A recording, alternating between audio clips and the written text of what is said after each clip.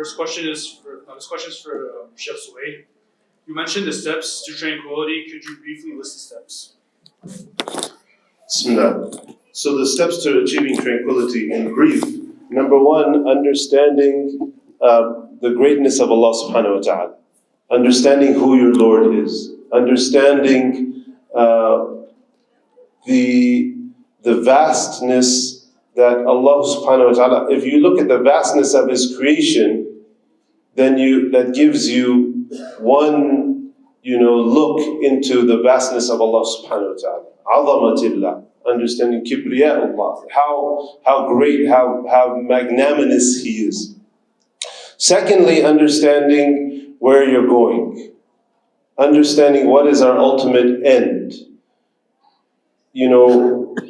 Most people in this world, their understanding of that their ultimate end is they go into the ground and that's it.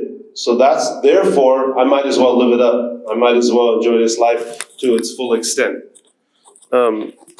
So understanding who Allah subhanahu wa ta'ala is, understanding where we are going, and then understanding what He wants from us. What are our responsibilities towards Allah subhanahu wa ta'ala in life?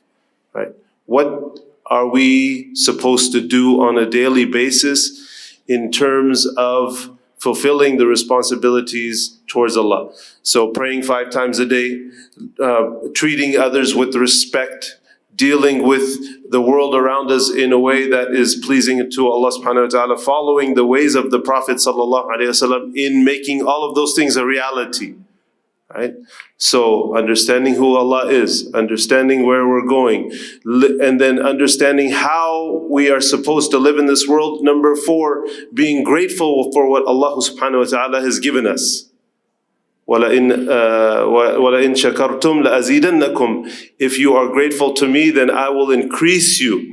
So not only will you be giving credit to where credit is due for whatever it is that you have in your life, but Allah subhanahu wa ta'ala will give you more of that. So you'll be cushioned on every single level. And then you have the ability to leave this world in a way in which you are going to be content and pleased with Allah subhanahu wa ta'ala. May Allah make us from them. It's going to be the last question. We need to finish 12 o'clock sharp. When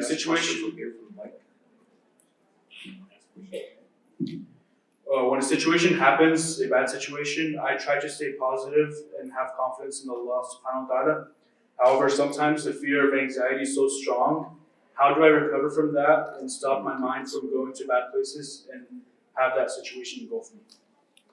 So it's alhamdulillah, these are things we've talked about, some theoretical realities, right? How do we deal with life and some difficulties in a very, very brief way. And part of that is by being content with what Allah subhanahu wa ta'ala is giving us, developing and nurturing this internal happiness, as Dr. Ghazali talked about. But then there are times where we get overwhelmed. And we may not be, even though we want to, we know that's how we're supposed to be. We're supposed to be happy and content with Allah subhanahu wa ta'ala no matter what happens to us. But these feelings can be sometimes overwhelming. So one has to, number one, ensure that they've been doing all they need to be doing on their end. In other words, they've been responsible with Allah subhanahu wa ta'ala. They're not neglectful of their salawat. They're not neglectful in terms of, they're not doing things that are displeasing to Allah subhanahu wa ta'ala, not engaged in various sorts of haram and so on and so forth. But if you're living a clean lifestyle and you still have these anxieties, and even if you're not living a clean lifestyle and you have some these anxieties that can become overwhelming, then you have to take a look at yourself and say, wait a second, I'm doing everything I'm supposed to do and I don't know why this is happening. Then it may be time to seek out somebody who can help you with that, right? Somebody who understands the secrets of human psychology to help you break some of that, break some of those chains, break some of those cyclical thinking, some of those negative thought patterns that may be inside of you. So basically what I'm saying is there is a point when we do want to seek professional help for when we're not able to deal with our own depression, our own anxiety, and other realities within ourselves. in a way that is, some things come temporarily and we're able to deal with them. But if those things are recurring and they're, chronic, then we definitely need to look for somebody else to seek help with. Let me just add one point. There are two components here I would like to add. The first is knowledge. Knowledge is very important. And you create realities within yourself. Knowledge and the realities that I'm talking about here is the hadith of the Prophet ﷺ when he was teaching Ibn Abbas.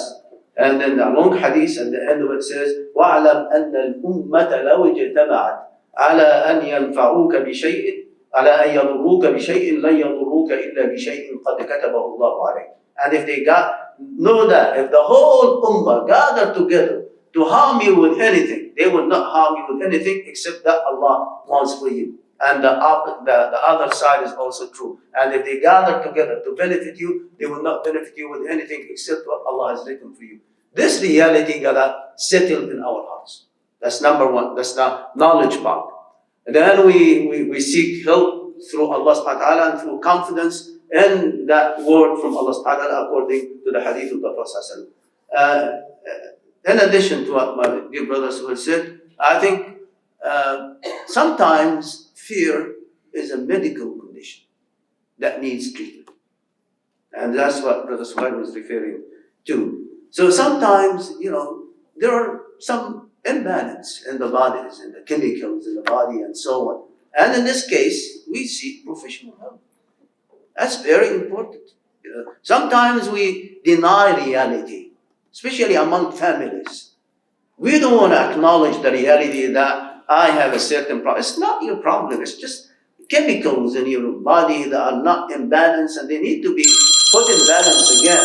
So you need to see somebody who is an expert in that and take care of that medical condition. Maybe a small pill can take care of that in addition to the knowledge that we have. May Allah protect you all, protect us all, and inshallah grant us peace and tranquility for all of us, inshallah. Assalamu alaikum wa rahmatullahi wa barakatuh. Thank you very much, Ashir, for the Q&A. We're going to be having Salat Jum'ah at the main hall.